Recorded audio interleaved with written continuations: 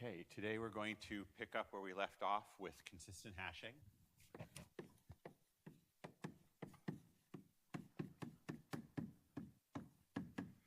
Which is a load balancing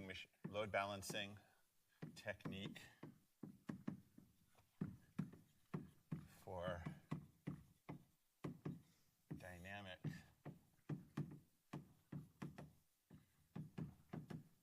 sets of machines.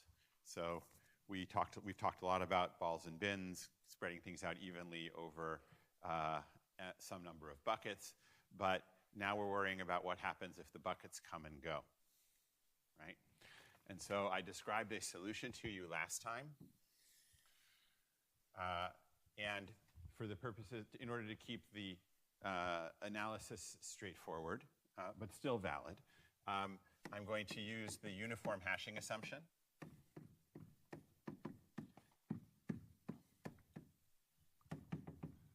For this lecture, which is to say I'm going to assume that your hash function is a random function. When you apply it to an item, you get a uniform random value in the range of the hash function.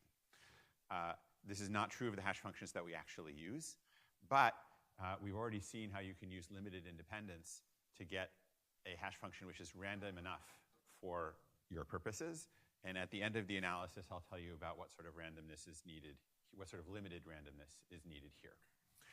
Okay, but for this analysis, we'll use the uniform hashing assumption. So the idea of consistent hashing is that you map your items, or you hash your items and your buckets to the unit ring, and you assign each item to the immediately following to the successor bucket.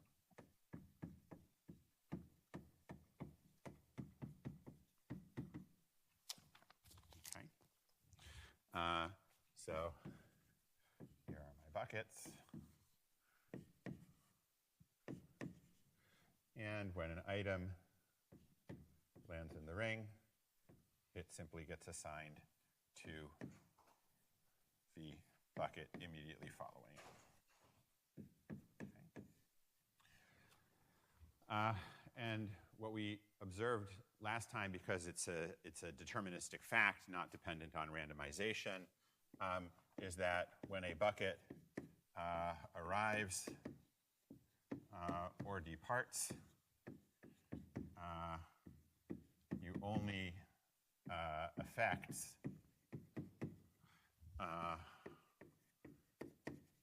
one other bucket.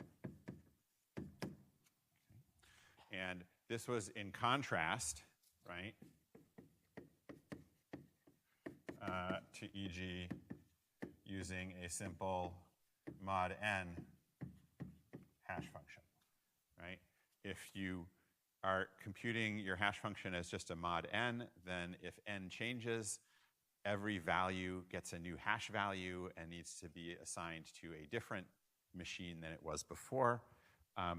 With consistent hashing, only the items in the machine immediately following the new machine or the machine that's departing need to get reassigned, right? So it's very good on the consistency perspective that there's very little change when you move a bucket. What I didn't talk about last time was the question of balance.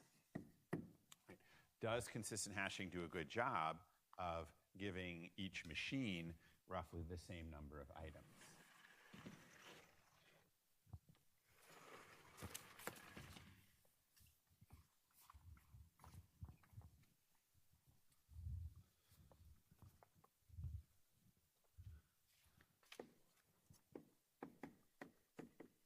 So what can we say about items per machine?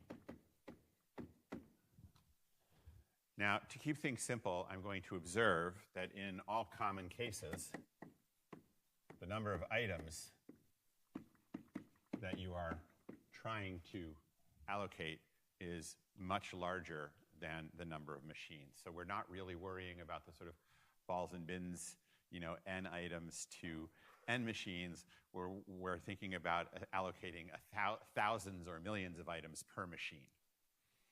Okay, so let's focus on that domain. Yes?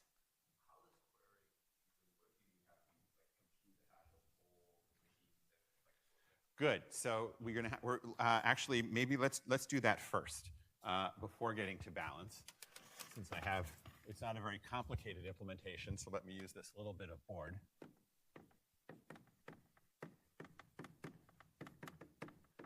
How do we do this? Well, this again relates to the fact that we have a relatively small number of machines and a large number of items. So a data structure over machines is pretty cheap. So let's just keep a binary tree over the hashes of the machines. Okay. When I want to insert an item, what do I need to do?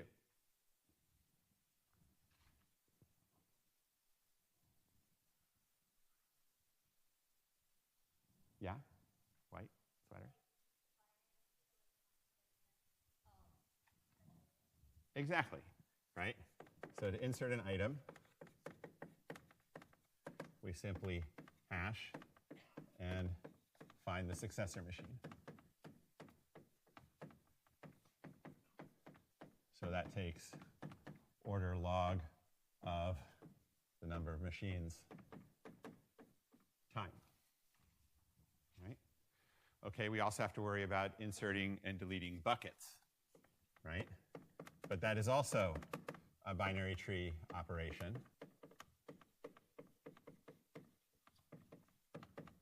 which also takes order log m time. Okay, so this is not a constant time perfect hash function type data structure. But again, if you think about the applications, right, we're thinking about fetching web pages here. It's not really a big deal if my browser has to compute a hash on the URL in order to figure out which server to talk to. That's really not a significant cost. Yes? Good.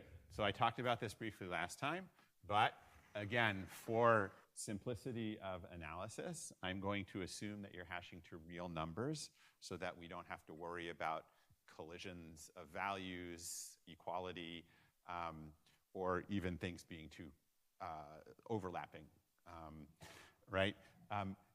If you look through the analysis, you'll see that we only need like log n bit numbers. So we can actually just work with regular machine words. I just don't want to have to wrestle with the collision questions because they're a nuisance. So I'm going to assume real numbers. All right? Okay, so does that answer the question about the implementation? Now, I also mentioned that since we are theoreticians and always like to do things as, really squeeze out as much performance as possible, it's pretty easy to do better than this. And that's why I assigned it to you on your homework, to approve the query time to order 1 in expectation instead of order log n. Yes? Just a question, not like for how to write homework, but do you need to worry about assertions and deletions for the homework? So what we're looking for is order 1 time. Let's see. I can't remember what I put in the homework. It all should work for insertions and deletions of buckets as well, but I'll check if the homework needs clarification. Yes?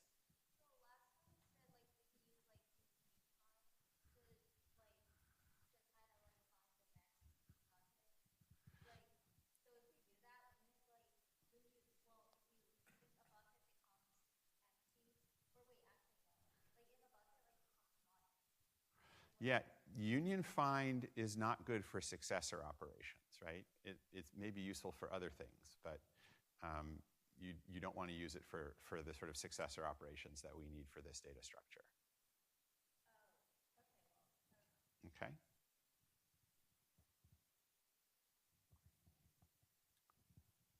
Yes? Yes, each hash is a number between 0 and 1. So I put them into a binary tree ordered by the numbers. And yes, there's a wraparounds, right? So if I hash an item and it has no successor in the tree because it's bigger than all the buckets, then what that means is you should use the minimum bucket as its successor. Okay? All right. Now let's go back to the hard question, or the harder question, it's still not very hard, of analyzing the load balance. Okay? So given that the number of items is really large compared to the number of buckets, right, what is going to determine the sort of relative loading of different buckets and whether there is balance in that load?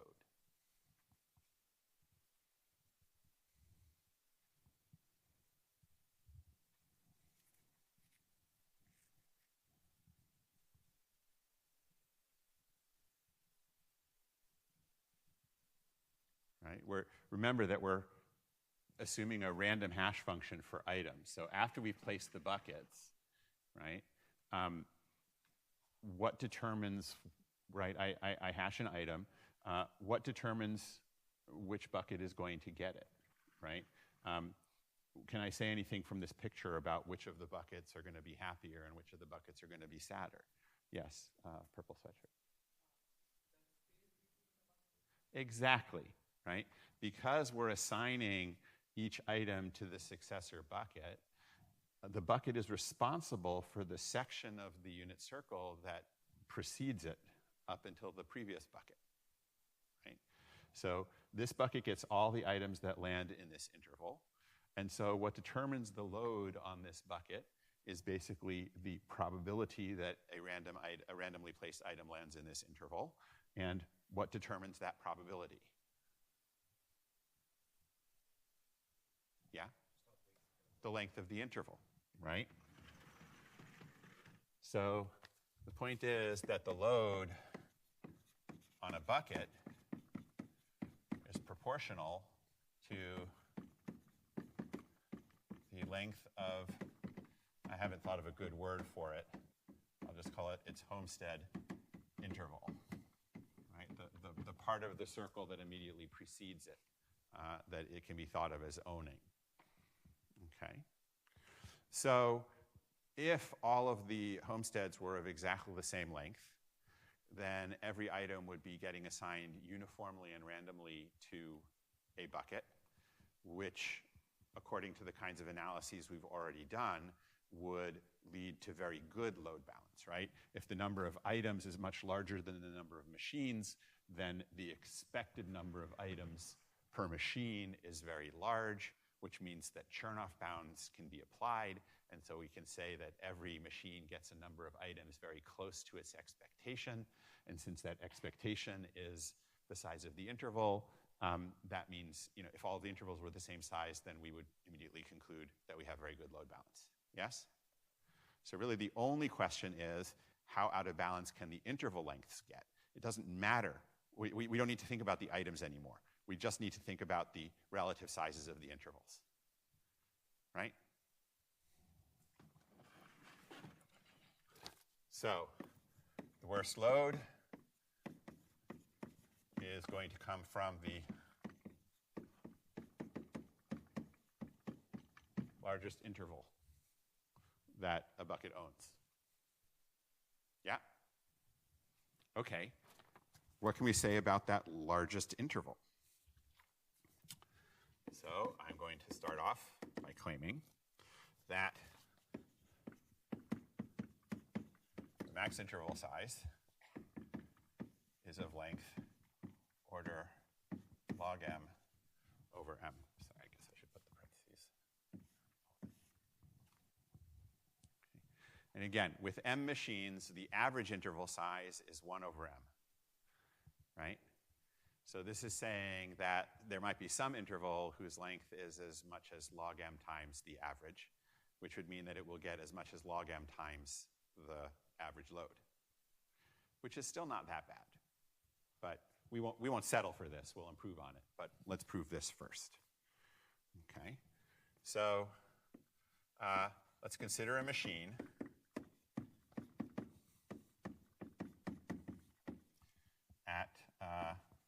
position M, right? So here's my section of interval. Here's my machine at position M, right? I want to argue that it is unlikely to own an interval of great length, right? So I can consider an interval of length order log M over M. Under what circumstances will a machine be responsible for this entire interval? Yeah. Oh, I'm sorry. Okay. Yes.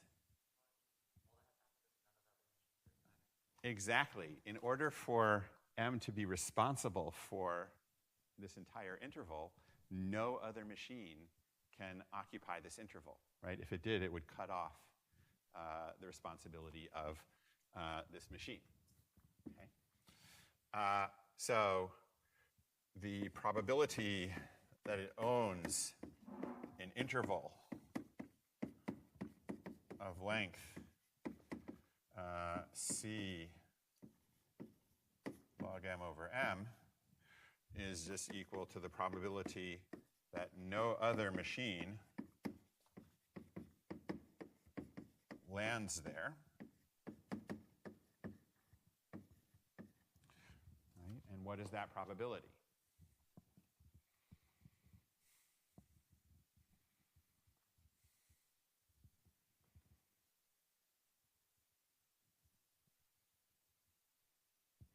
Yeah.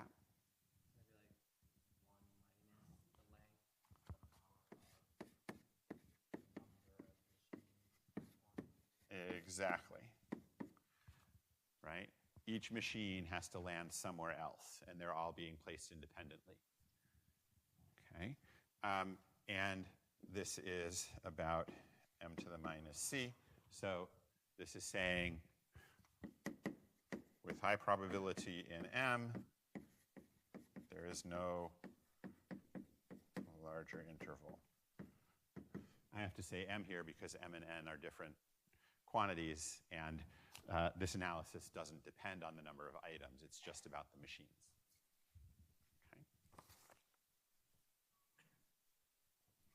Okay. So the max interval size is at most log M times the average, which means that the maximum load is at most log M times the average.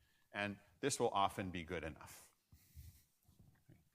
Okay. But I'll ask, can we do better, right, since we are theoreticians?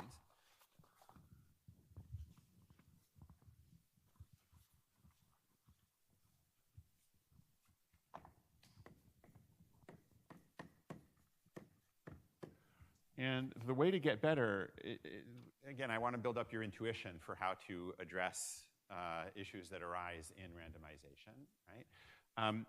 The reason, what's happening here is kind of typical of randomized algorithms, right? Which is that when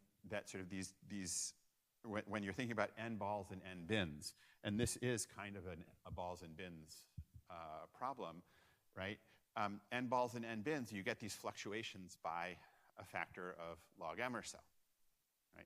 And the reason is that you need that amount of expectation in order for your turn-off bounds to kick in, right? When you only expect one ball per bin, then you're quite likely to have a large deviation in your expectation.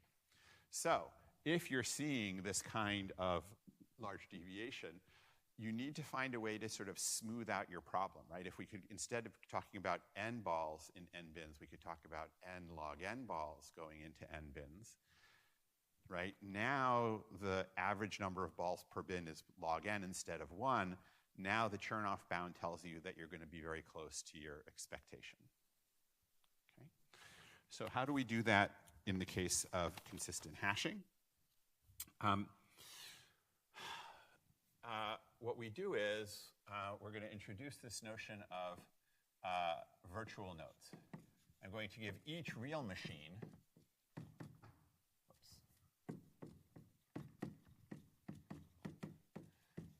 some number of virtual machines.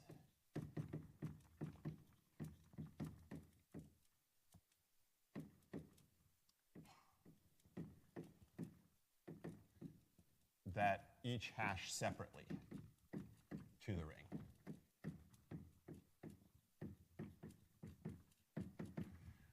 Okay, and essentially the real machine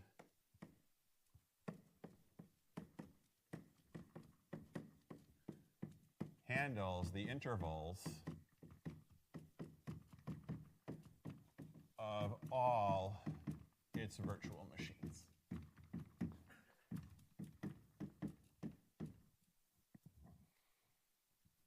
Okay. So now, instead of being mapped to one place on the ring, each real machine gets mapped to about log m different places on the ring. Okay. Let's think about why this helps us. I claim that now the total homestead size of a real machine, which is to say the sum of its virtual machines,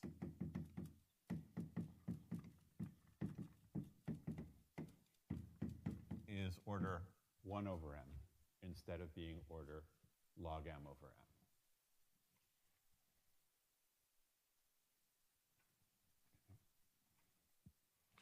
And all I'm doing here is leveraging the sort of law of averages, that if you sort of start adding more numbers together, you get a concentration around the expectation. How am I going to prove this? Well, let's break the ring into about m log n equal size slots. Just cut it up, right? Each of them is of length 1 over m log m of the ring, right? Now I'm going to run an experiment to figure out how much is owned by a particular machine. Or actually, before I do that, let me ask the question, what is the probability that a given slot is empty of virtual machines? Right? Actually, let me put the same O here. I'm going to make these match just to keep the analysis simple. Okay, so I basically have made 1 slot per machine. So it's, again, n balls and n bins.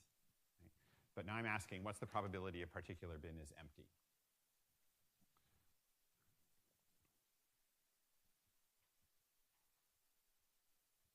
Yeah? 1 over e, right? It's 1 minus this probability raised to the same number, which is basically 1 over e. So each of the slots is empty with constant probability. And these are not quite independent, but close enough, and I'll say a little bit more about that in a minute. So now, let's look at a real machine and add up its virtual machines'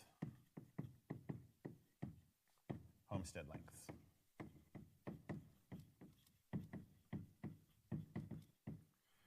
Okay, so I'm going to start at virtual machine 1 and try and figure out its homestead length. So how am I going to do that? Well, I'm going to just start looking backward from that machine at the stuff that it's supposed to own, right? So I'll see an empty slot, maybe I'll see another empty slot, maybe I'll see another empty slot, right? Each of these is empty with probability 1 over e, right?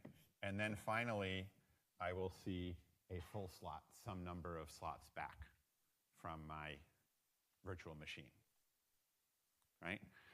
That's all stuff that I'm responsible for.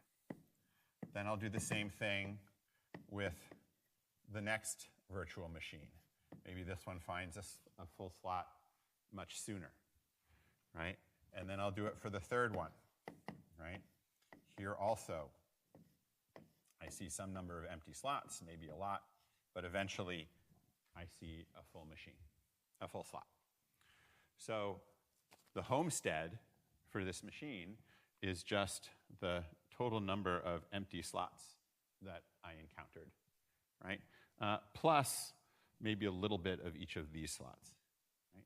But notice that each of these slots is of size 1 over m log m, and I only have log m virtual machines. So the total size of these partial slots is only log m over m log m, or about 1 over m. So these partial slots don't matter. And the only concern for whether I'm getting a large load is how many of these blank spots, how many of these empty slots do I see as I look through all of these virtual machines, right?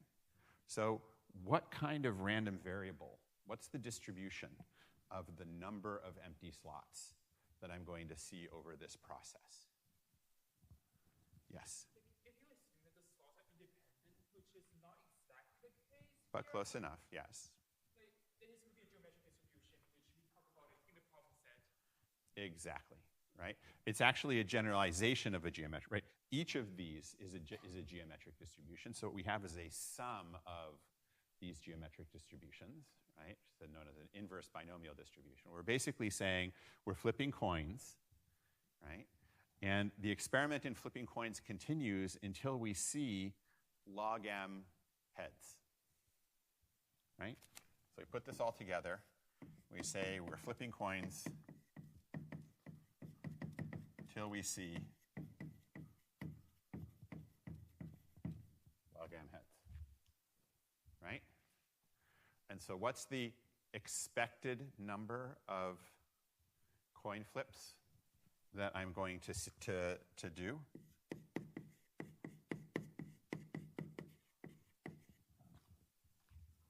Yeah? Yeah, it's order log m. Right? Now, expectation isn't enough for us, but fortunately, on your homework for some reason, you analyzed the inverse binomial distribution and showed that Chernoff bounds hold, right? And you can, in fact, conclude that you're going to see order log m slots with high probability in M. Right? So, in terms of both the empty slots and the partial slots, it's a total of log m slots, right? Each of size log m over m. Sorry, each of size 1 over m log m. So the total size is going to be 1 over m. All right? Now, if I had had time to teach it, a sort of more elegant statement of this result would be in terms of Poisson processes, right? If you take the, like, I broke it up into m log m discrete slots, but if we're thinking about mapping to real numbers, we're essentially putting m dots, or sorry, m log m dots onto a circle, and so the spaces between those dots follow what is called the Poisson process. The space between any two has an exponential distribution, which is like the continuous version of a geometric distribution. And you can do all of this analysis using those continuous random variables for the spaces between items, and you have the same sort of Chernoff bound result for a Poisson process as you do for the inverse binomial distribution. And it all works sort of more elegantly. But I'm trying to stay within the bounds of what I've already taught you. Yes?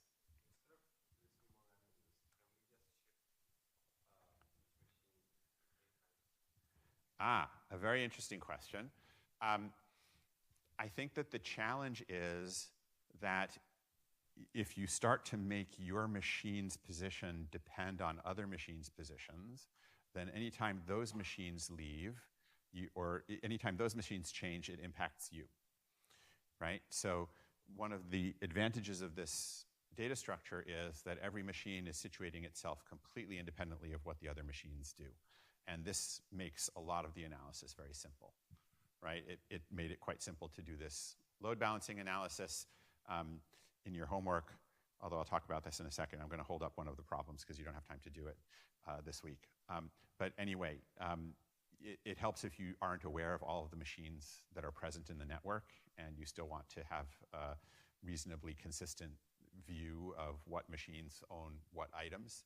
So keeping things independent and not trying to coordinate between different machines has value.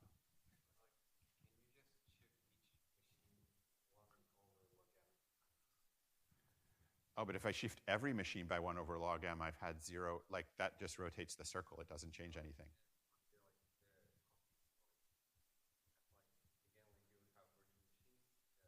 Oh, you're saying space them out evenly around the circle, for example? Yeah, I think that will have exactly the same load effects as, well, actually, that's an interesting question. Do I just pick one random number and then take even spaces? I haven't tried analyzing that, so I won't try to do it on my feet. Could work. Okay. All right. So I claim this analysis assumed independence, right, for these things getting empty. They're not independent, of course, but the correlation is in the proper direction, right? If one of these slots is empty, it decreases the probability of the other slots being empty. And so just as with the powers of two choices, we can say that we are stochastically dominated by a negative binomial distribution, so the Chernoff bounds still hold.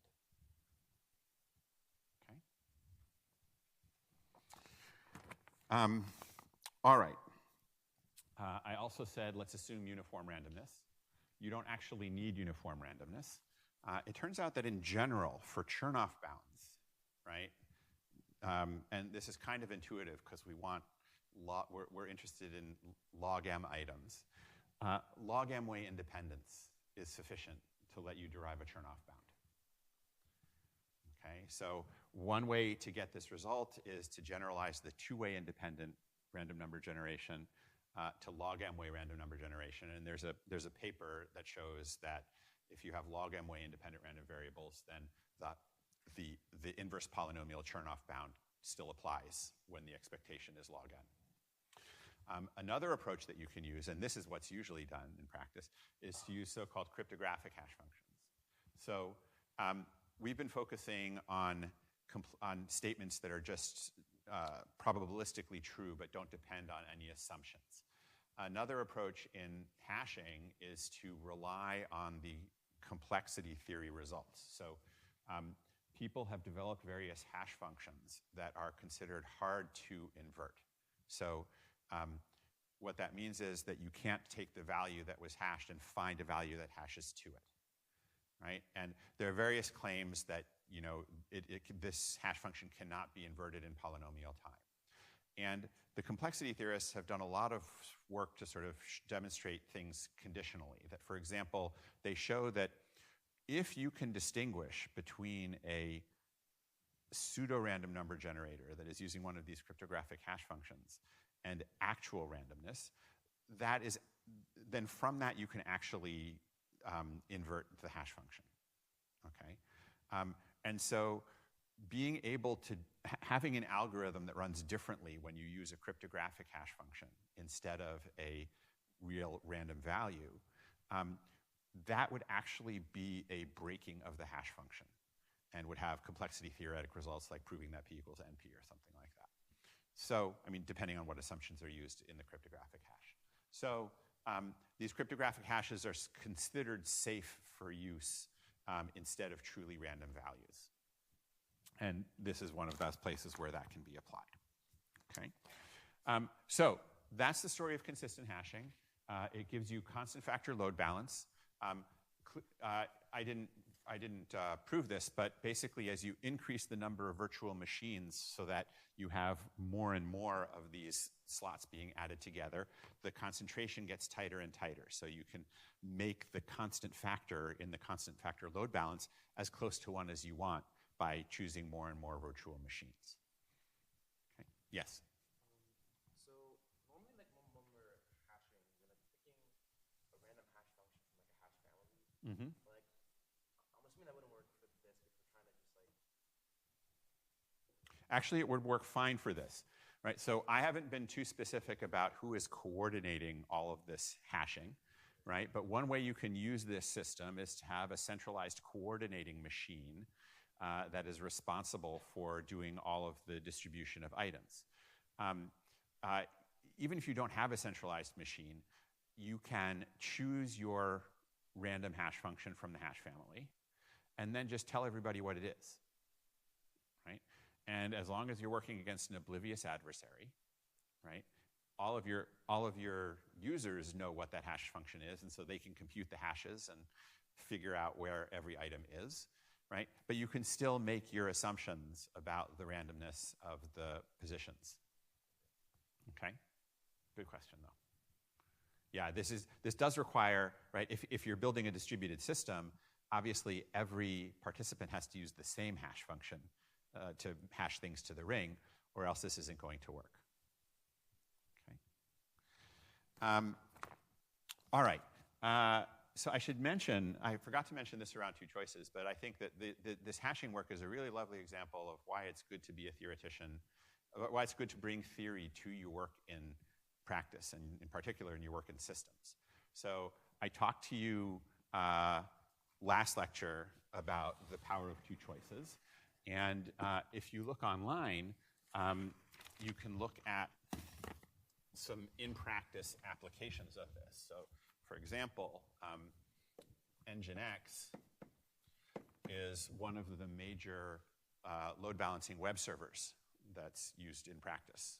It's a popular open source system, and it uses two choices load balancing.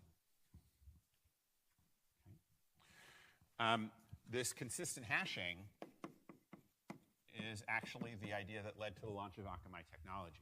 And I don't know if they're still using it, but at least in the early years, this is how they allocated content to caching web servers in order to load balance the entire internet. Okay. Consistent hashing is also used in Cassandra, which is a popular open source distributed database, and also in Amazon Dynamo, which is their closed source implementation of Cassandra. Okay. So these are theoretical results that just got picked up right away and pulled into practical use. Because again, the implementations are very simple, right? And the complexity shows up in the analysis, but once you know that it works, you can just go ahead and use it. Okay. Now, so these are all using consistent hashing.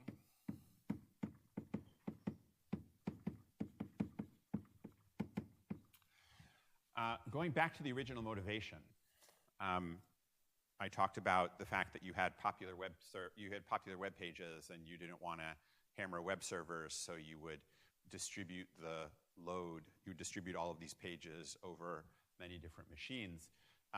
This solves some of the problems, but it doesn't solve the problem of having a single incredibly popular web page. Right? If you have one hugely popular web page, then whichever machine is responsible for serving that web page is going to get hammered. And it doesn't matter if that machine is randomly chosen. Actually, it's worse if that machine is randomly chosen because they weren't expecting to get hammered. Right? So what do you do in that case? Right? What do you do for one popular page? So to give you the details of that, I would need to take another hour, which I don't have time for. But the general idea is to use what are called cache trees. If you had a collection of machines that were together responsible for caching, you would build yourself some sort of tree, and somebody who wanted the page would make a request of, say, a randomly chosen leaf. And if that leaf had the page, it could be served. If the leaf doesn't have the page, the leaf could request from its parent. If the parent has the page, it sends it to the leaf and serves it, right? You basically send the request up the tree until it gets to the root, which is guaranteed to have the page, and then it's served back down the tree. Why does this help you? Well, it means that once that request has been served, every machine on the path to that leaf has the page. Well, the next time a request comes in, say over here, it will also go up, but as soon as it hits a path that was previously accessed, it'll hit a node that has the page, and that node will be able to respond to the request. So if you work through it, what this means is that each cache in the tree is only going to serve its page to its children, right? Which means that the load on each machine in the tree is bounded by the degree of the tree. So you set up a tree, moderately high degree so that it's shallow, and you use this tree in order to serve pages in a way which does not load any single machine. Now, how does this relate to consistent hashing? Well, you don't have an infinite supply of machines. You want to use all the same machines to serve all the pages that people might request. So what you do is you use hashing to define a different tree, right? If you're the root, you tend to get the most work for a page. So you don't want one machine to be the root for everything on the internet. Same problem as before, that every first request for a page goes to the root. So what you do is you define this sort of tree as a series of numbers, and then you hash the nodes of this tree into the consistent hashing structure, right? So root gets mapped somewhere on the ring. Each of these children gets mapped somewhere on the ring. And so now when you're serving a request, you look at the node of the tree, you hash that into the ring to tell you which machine you actually ask for the page. Okay? And so the tree protects everybody except the root, and the consistent hashing protects the root. And so these two techniques together give you a robust way of handling an arbitrary distribution of requests for pages on the web. Okay. All right. That's the end of the story for consistent hashing. And for hashing, although we're going to now transition to studying something which is very closely related called fingerprinting. We'll take a break first, but before the break, I just want to say, because I fell behind, there's too much on your homework this week that you couldn't start on until today. And so I'm going to push problem 4 to be due next week. Okay? There's still the problem of implementing consistent hashing in order one time. That's not a difficult problem. I think you can take care of that this week, and that'll be enough to get you looking at consistent hashing. But problem 4, you don't need to submit now. I will put it onto next week's problem set. But the work that you did now is good because you'll still need to submit it eventually. All right? Okay, let's take our 2-minute break, and then we will start talking about fingerprinting.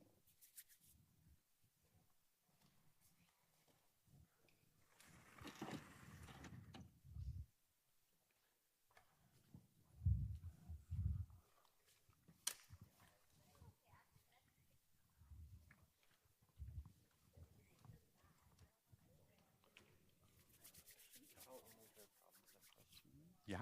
It doesn't really matter for like big O reasons, but for like the sum CIJK, is this taken over all triples IJK, all triples of distinct IJK, or all distinct unordered triples IJK? Yeah, so I believe the point is that this is just a hint on the step towards the overall argument. So you can use whichever of those works for the argument you're trying to build. And I believe that for this problem, you can just focus on distinct IJ and K. Yes, that definitely works. In fact, I think all of them give the same value. They do. To make sure you didn't hit up the wrong one. Yeah. Thank you. Sure.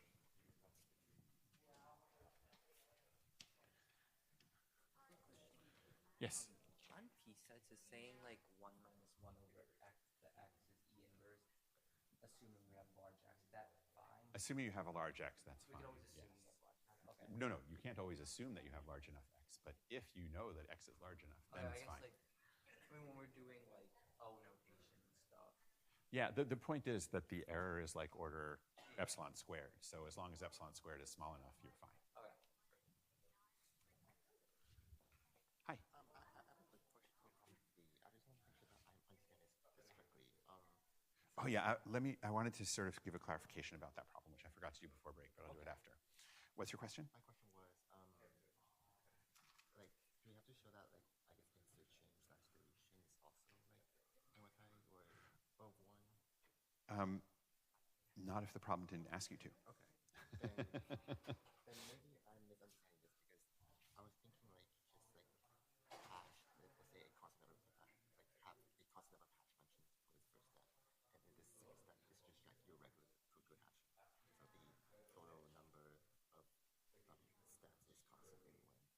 Well, it's just about working through the analysis to prove that that works. Oh. Okay. Oh yeah, yeah. You've been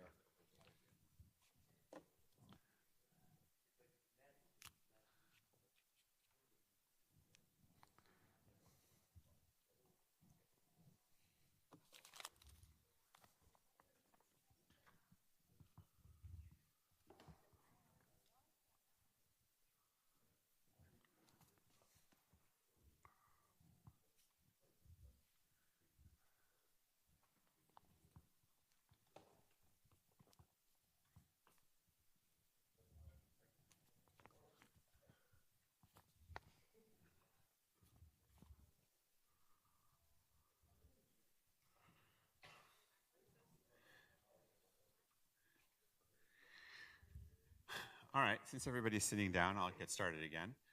We're going to move right on to talking about fingerprinting, but I wanted to offer another clarification. I posted this on NB, but in case people didn't see it, there's a question on the homework about sort of doing sort of using the ideas behind cuckoo hashing to have a separate an auxiliary data structure to give yourself constant time lookup and so on and so forth. Something I want to make clear is that the question does not ask you to like your solution does not have to be based on cuckoo hashing itself, right? Like it says to use cuckoo hashing in the auxiliary data structure, but in the main data structure, what you should focus on is the idea that's mentioned in the problem of just probing multiple locations in a single array. Okay, the cuckoo hashing that I presented to you on Friday to simplify the argument broke the array into two separate arrays and hashed once in the first array and once in the second array. That actually becomes messier to analyze if you're starting to probe multiple locations. So what I recommend you look at is simply the idea of probing some number of times into a single array, as we did with the power of two choices. And this may raise some issues around computing of a hash function, but it's not that difficult, right? You essentially need to choose some k probe locations in the array, right? There are n choose k ways to do this. So there are various straightforward mechanisms for saying I'm going to choose an integer between 1 and n choose k, and then I will use that to pick one of the combinations of k items, one of the subsets of k items that I'm going to probe. Yes? So we analyzed the bipartite graph. The exact same analysis works for a non-bipartite graph. The only reason I did that was to avoid having to talk about what happens if your two hash functions map to the same place. And I have since decided that I like it better to present it by probing a single array. And so next time I teach this class, I will go back to my old way of probing a single array. I had allowed myself to get caught up in how is it done in practice, and that's not actually the best way to explain it, I think. Okay, but the analysis is identical. Okay, but you do have to make sure that you don't you don't choose the same item twice, because that would create a loop, right? Which could immediately invalidate your cuckoo structure. All right, next topic: fingerprinting.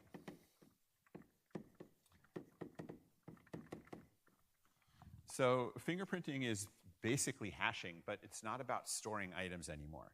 It's just about telling the difference between items, right? So hashing is all about collisions and the unlikelihood of different items colliding with each other. And one way to use that is for storage, but there are lots of situations in which you want to be able to compare multiple items and rapidly know whether they are the same item or different items.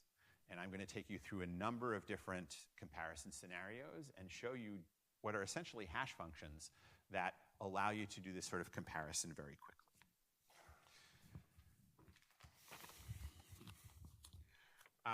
So the general problem is that you have some huge universe, and your goal is to quickly compare items to know if they're the same or different. Now, in a lot of cases, there's some way of writing down the items in the universe, which may take log u bits, right? But log u might be huge, and you don't necessarily want to read all log u bits or do something else with all log u bits. It might be too expensive. So the question is whether you can create a fingerprint for each item that allows faster comparison.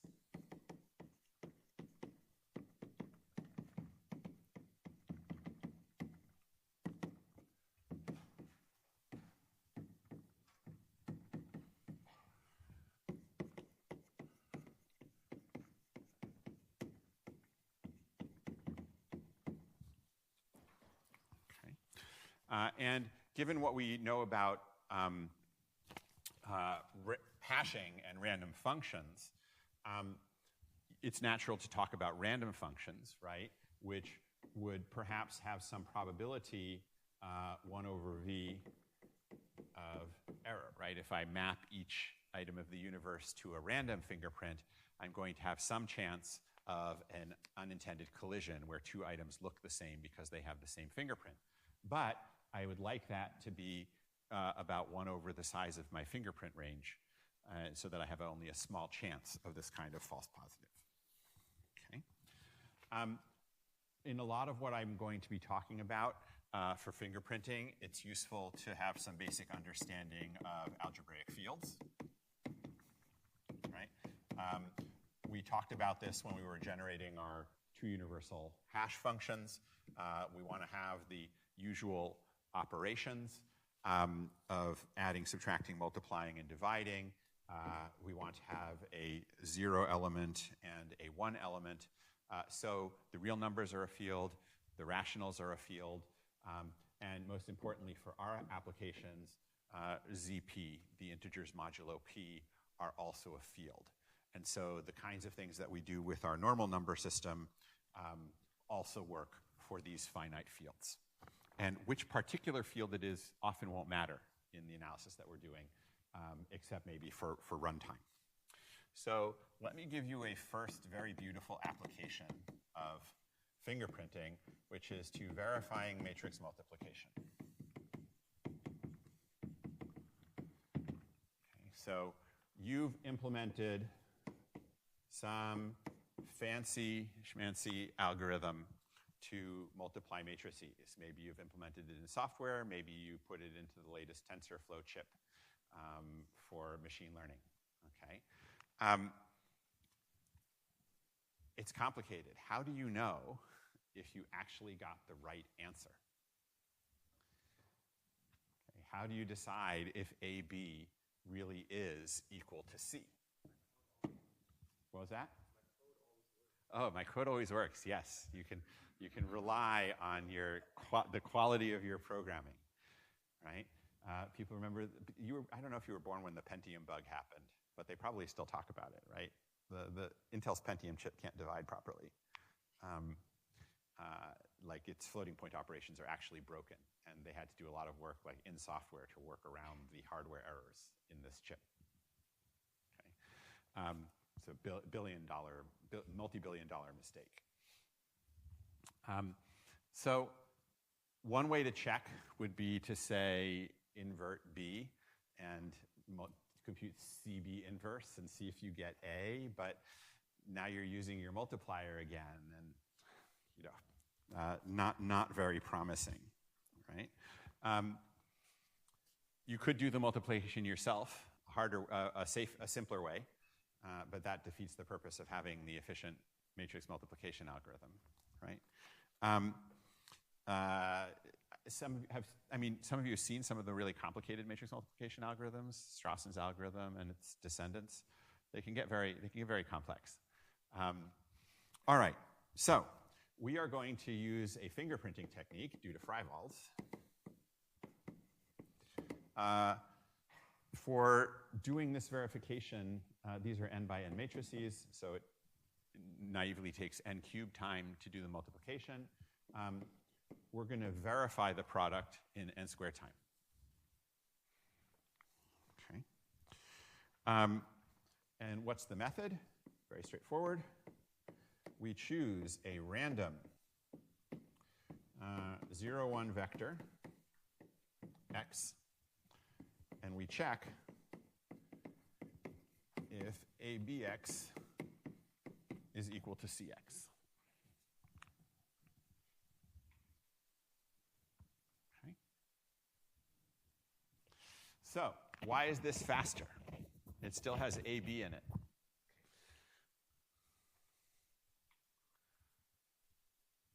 Yes? It's like two matrix vector multiplications, and matrix vector multiplication is like n squared. Exactly, right? I do the multiplication the smart way instead of the stupid way, right? I compute bx and multiply a by that. So 3 matrix vector multiplications instead of, and no matrix multiplication. Okay. So the real question is, why do I expect this to be a good detection algorithm? So what I'm basically saying here is that multiplication by my random x is a way of fingerprinting a matrix, right? It doesn't actually matter what's on the two sides of this equality I'm testing, right? What matters is that I am able to compute a fingerprint of the matrix on each side by multiplying it by a vector. And now I just need to compare those fingerprints, right? So obviously, if AB is equal to C, I get a match, right? ABX will be equal to CX. The question is, if AB is not equal to C, then I don't want a match, right? But there might still be one, right? If the random vector I pick is 0, then ABX will be equal to CX, right? So there's a chance of a bad outcome, which makes it look like the matrices match, even though they don't. So I can have a false positive match of the fingerprints. Okay? But notice that it's a one-sided error, right? I never declare matches to be wrong. I never, if there's equality, I always say so. But I may make a mistake when there's inequality. But what now I'm going to do is analyze the probability that this happens. Okay? So my random vector x is bad if abx equals cx, which is to say ab minus c times x is equal to 0. Okay. So let's call this D. So now instead of asking about equality of fingerprints, I'm just asking whether the fingerprint of a particular matrix is 0. Right? Simplifies the problem a little bit.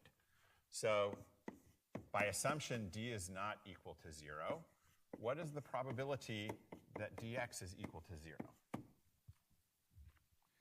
Well, if D is not 0,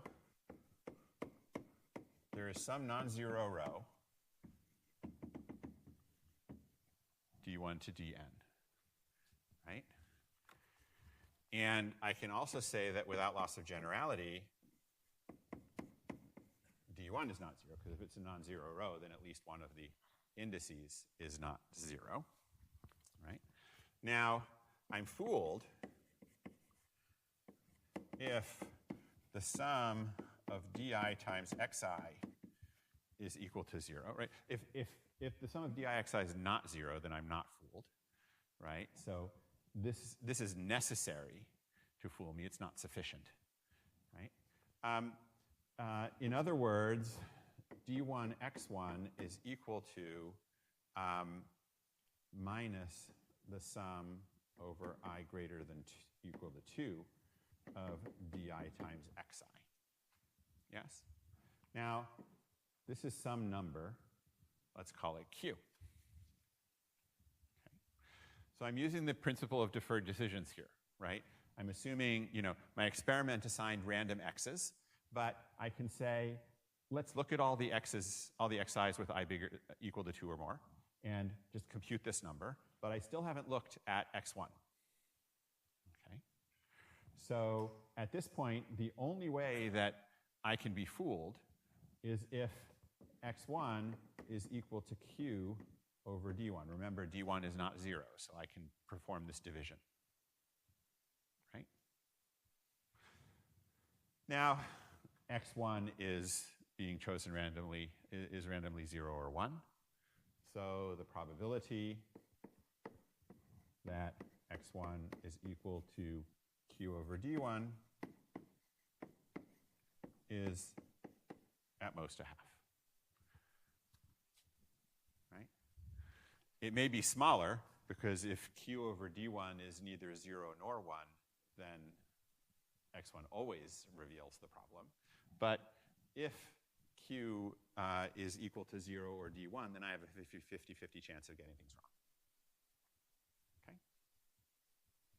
So we have a straightforward fingerprinting technique, right? Just multiply by a 0, 1 random vector that has a 50-50 chance of error, one-sided error, and runs in n squared time. So that's already pretty good. Yes, question?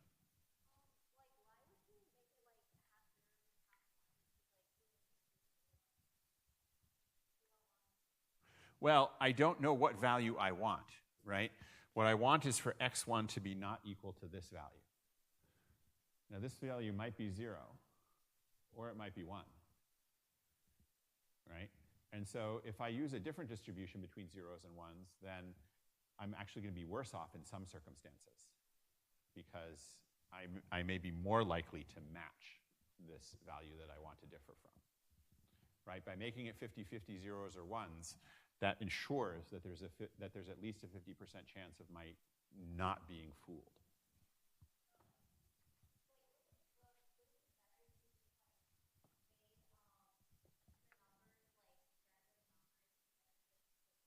Great question. That's where I wanted to go next, right? So this gives you a 50-50 chance of making a mistake.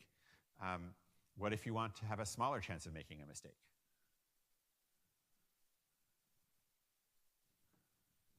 Yes? Exactly. So you can amplify this. You can amplify it actually two different ways, right? One way is to just repeat the experiment, right? If I do k tries, then my chance of error drops to 2 to the minus k. Okay? But in this case, it's actually easier to use x in some range 0 through s minus 1 to the n instead of 0, 1 to the n. Now my error rate is 1 over s, right? Because the analysis goes the same, but since I'm now picking x from a range of 0 to from s different values, and only one of those values is bad, my chance of making a mistake drops to 1 over s. Okay? These are actually essentially the same experiment, right? K tries with bits is essentially k-bit numbers, which is 2 to the k, a range of 2 to the k, which is giving me the same error as here. This is better, though. How come? Well, it depends. The trade-off is that here I only need to do one matrix vector or 3 matrix vector multiplications, right? Here I would have to do k of them, right? The trade-off is that here I don't need to do any scalar multiplications, right? I'm only doing additions because I'm using zeros and ones. Here I would have to do some integer multiplications along the way. So you can figure out for your machine architecture which of these is cheaper. Okay? But the key insight applies either way, that fingerprinting gives you a factor n improvement for verification versus actually constructing an answer. Okay? And this applies to much more than just matrix multiplication. Anytime you have a complex matrix identity that you want to check, right? As long as you can do this trick of multiplying vectors out or operating on vectors in order to compute the two sides, you can save a lot of time. Yes? How does this relate to interactive proofs? It does relate to interactive proofs. I don't know if I'll have time to talk about graph non-isomorphism, but we're definitely in this space of using randomness as a tool to help you fight against a too intelligent prover that's trying to trick you. Okay. All right, so that was our baby example of fingerprinting. Let's do some more sophisticated fingerprinting. So this trick of multiplying by a vector is the first of 3 fingerprinting methods that I'm going to show you.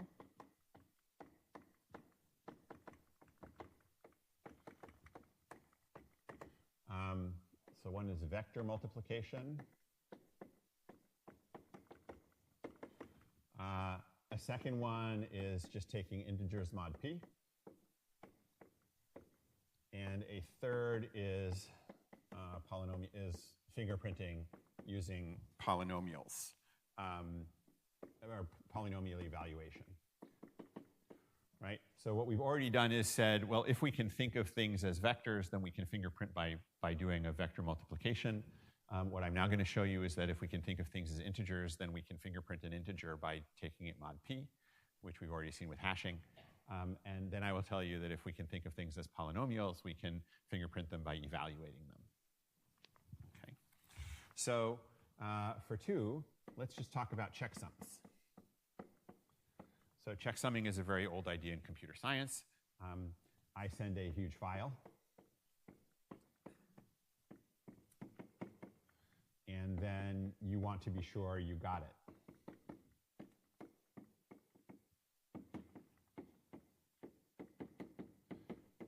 Unchanged.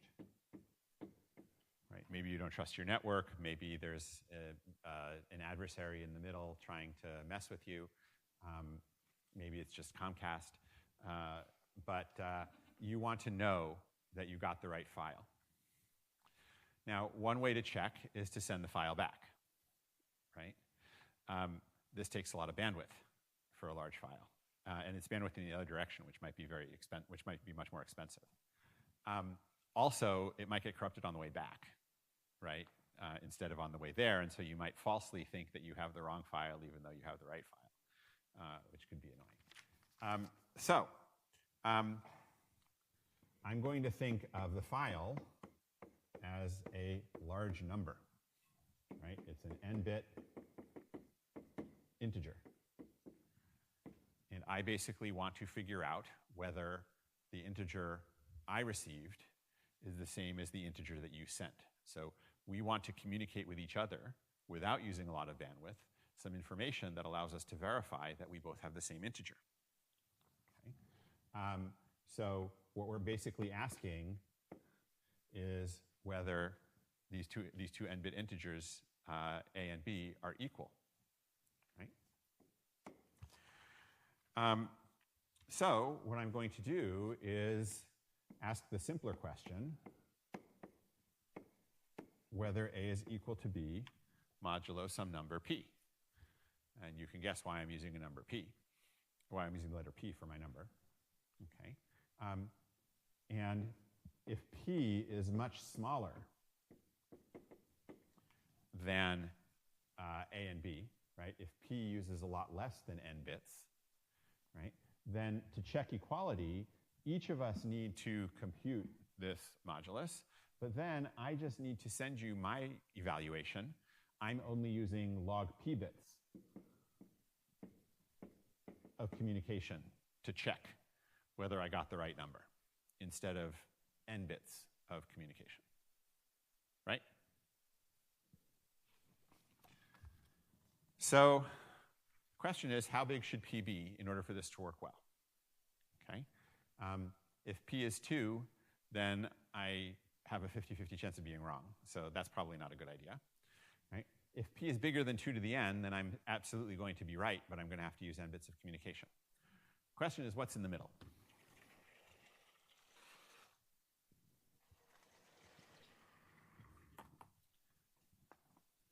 So here's the analysis for figuring out what size of p to use. The difference is still an n-bit integer. And again, if I pick a p deterministically, then my adversary will carefully arrange for a minus b to be a multiple of p so that these things look like a match, right? Even though they're not. But if I pick a random p, what is the probability that it's going to end up looking like a match? Well, I have trouble if P divides C, right? That makes the things look like a match when they're not. The thing to notice, though, is that C only has n prime factors.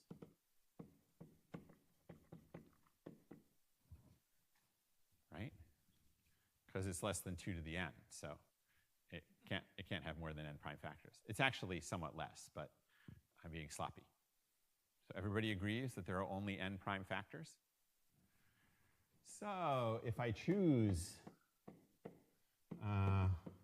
from a range of, say, n squared log n primes, then the probability of an error is less than 1 over n, because only n of the primes divide C, and I probably won't pick one of them. Yes? So the question is, how do I get a range of n squared log n primes? Well, there's this key theorem of number theory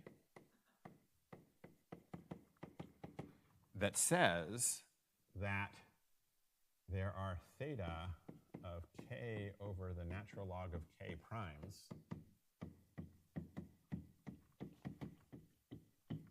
less than k. Okay. Which means, whoopsie, I put my log in too soon. If there are k over log k primes less than k, then if I choose primes from the range 1 to n squared log n, then there are at least n squared primes. Yes? Okay. Now, the thing to notice is that this is actually a very small number, right? I was talking about n-bit numbers. Now I'm talking about numbers of value n squared log n. So this is only order log n bits.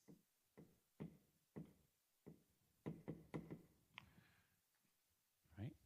So if I can just pick an order log n bit prime, right?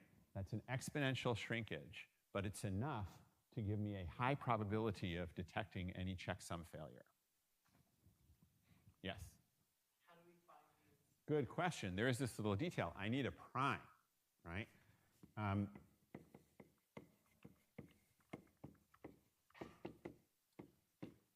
So how do I find it?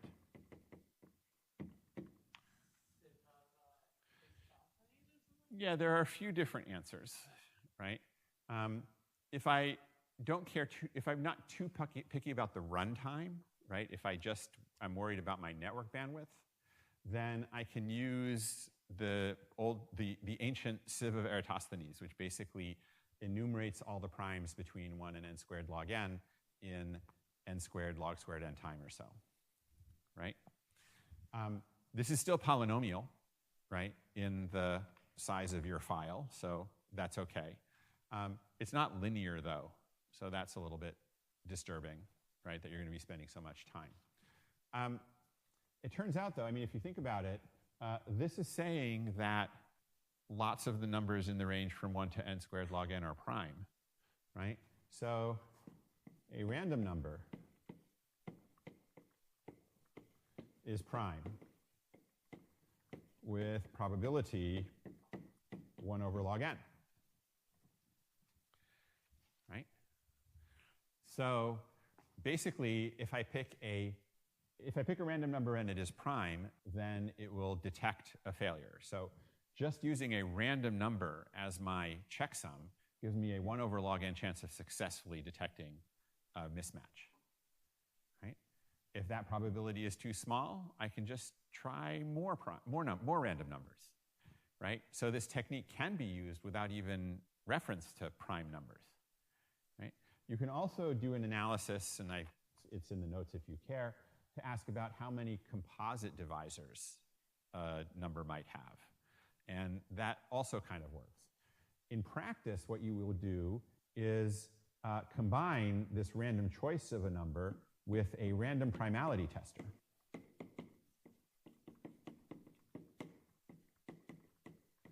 So there is a very fast randomized algorithm that will tell you with high probability of success whether a number is prime or not. So essentially, you pick a random number, you run it through the primality tester. It probably is prime, so you'll probably stop. There's a chance it's not prime, and then you just keep picking numbers until you get a prime, and that meets the criteria here. There's a small chance that you will make a mistake with the primality testing and test a composite number. And if you use a composite number, there's an increased chance of mistaking your checksum. But all of those are just epsilons in your chances of error. So this approach works fine and still gives you a high probability of detecting mismatches. Okay? So again, very straightforward technique, just compute mod p. And you've suddenly reduced the cost of checking the accuracy of a file from n to log n. So on Wednesday, we will move on to some more sophisticated applications of fingerprints. We will move from string matching like this to searching for a match of a pattern. Like you have a long string and you want to search, like when you hit Control F in your browser, right? How do you search for a pattern? You can use this fingerprinting technique in something called the Rabin-Karp algorithm. And then we will combine the idea of fingerprinting with hashing. We will talk about hashing fingerprints, which will give us Bloom filters, which are a very powerful tool for maintaining set membership in tiny amounts of space. Okay, so those will be on Wednesday's lecture, and then I'll probably be able to move on even farther to this really crazy result, which uses fingerprinting to solve bipartite matching. Okay, so that'll all be on our Wednesday menu. I'll see you then.